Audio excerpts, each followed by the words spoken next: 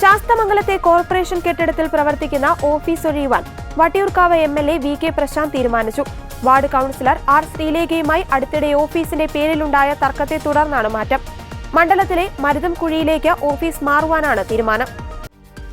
ശാസ്തമംഗലത്തെ corporation കെട്ടിടത്തിൽ വാടകയ്ക്ക് പ്രവർത്തിക്കുന്ന MLA ഓഫീസ് ഒഴിയണമെന്ന് R ശ്രീലേഖ നേരത്തെ ആവശ്യപ്പെട്ടിരുന്നു.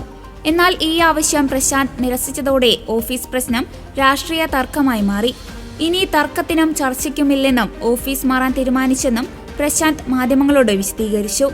ദിനം പ്രതി 100 കണക്കിന് ആളുകൾ വരുന്ന ഇടമാണ് MLA ഓഫീസെന്നും അതിനു പറ്റിയ സ്ഥലത്തേക്കാണ് മാറുന്നതെന്നും പ്രശാന്ത് പറഞ്ഞു. വിവാദങ്ങൾക്ക് ഇനി സ്ഥാനമില്ല. വികസനത്തിന് വേണ്ടിയാണ് ജനം ഞങ്ങളെ തെരഞ്ഞെടുത്തത്. ഓഫീസിൽ ജനം വരുന്നത് രാഷ്ട്രീയത്തിനല്ല. ഈ വിവാദങ്ങളെ വെച്ചുകൊണ്ട് തനിക്കെതിരെ വ്യക്തിപരമായി അപവാദം പ്രചരിപ്പിക്കാൻ ശ്രമമുണ്ടായി. പുതിയ ഓഫീസിലേക്ക് മാറുന്ന തീയതി തീരുമാനിച്ചിട്ടില്ല എന്നും പ്രശാന്ത് പറഞ്ഞു. ഓഫീസ് മാറ്റം വിവാദമായപ്പോൾ കൗൺസിലറുടെ തിട്ടൂരം അനുസരിക്കാൻ ഉദ്ദേശിക്കുന്നില്ലെന്നായിരുന്നു MLA പറഞ്ഞത്.